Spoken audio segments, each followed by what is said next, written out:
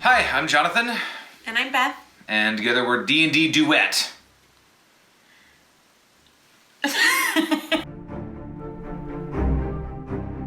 And today we're going to talk about blending in, adding in more subclass flavor into your D&D campaign.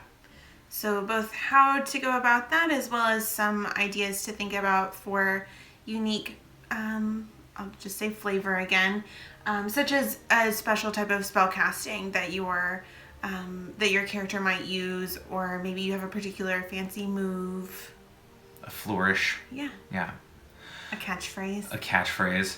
I think that it's important to remember, like, as the DM, when your player is selecting a particular subclass, there's something about that path that has called to them and like in their creation of that character, and so it makes sense as a DM to like take that as a cue to let you know that like they are interested in exploring that ability or whatever it is, and the more you can incorporate that into your campaign, the happier your player is going to be.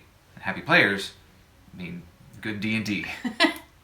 And so that's not to say that the subclass or the major class or the background or any of those things have to be set in stone. So you still want to give the player some flexibility in that, and hopefully we'll be able to talk about how one might do that as well as we get a little bit further in. And so we kind of came upon this, well, we figured it out really well yesterday. Yeah.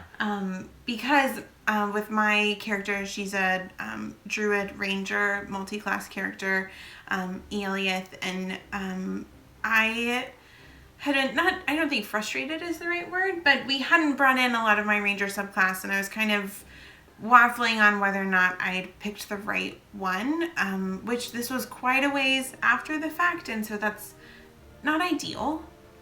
The Rangerness has been built in, but she is a Horizon Walker Ranger, and as the DM, I hadn't been adding in very many opportunities for her to do the cool things that Horizon Walkers can do, like detecting portals and things of that nature. And so that realization, like, oh, duh, I should be doing this, has added something really cool to our game, and will continue to do so.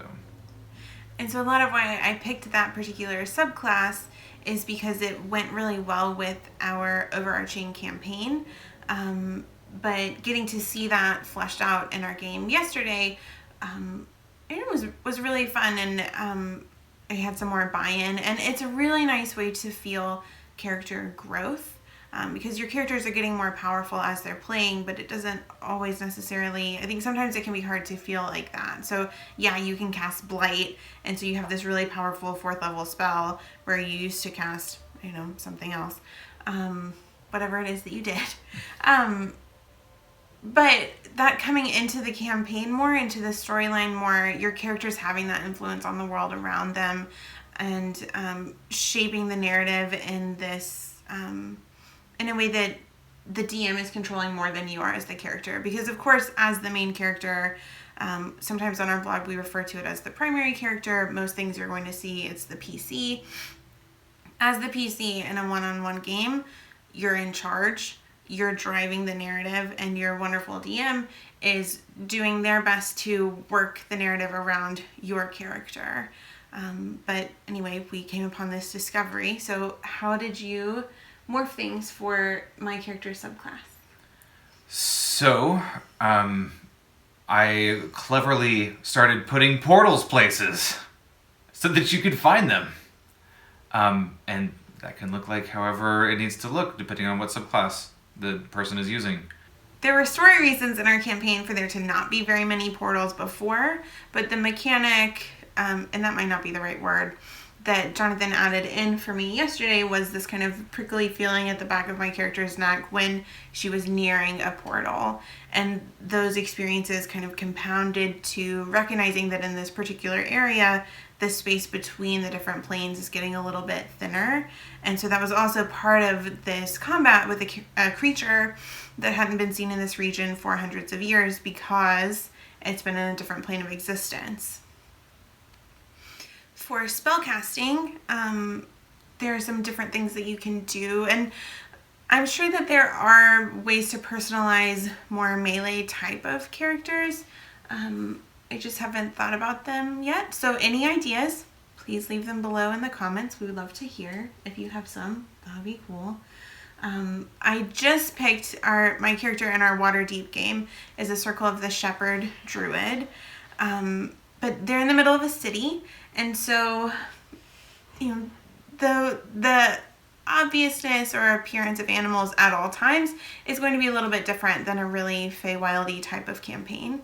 And Persephone is, I don't know, she's a really fun character. I super like playing her. But her particular, instead of having a totem, which druids of that class tend to have, we have more of a pouch of glitter that when tossed into the air will then turn into these 60-foot circumference creatures like a unicorn.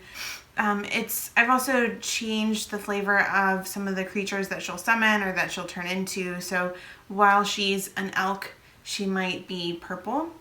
And so, I mean, just these small things that are really, I think, fitting for her character and a little bit more fun.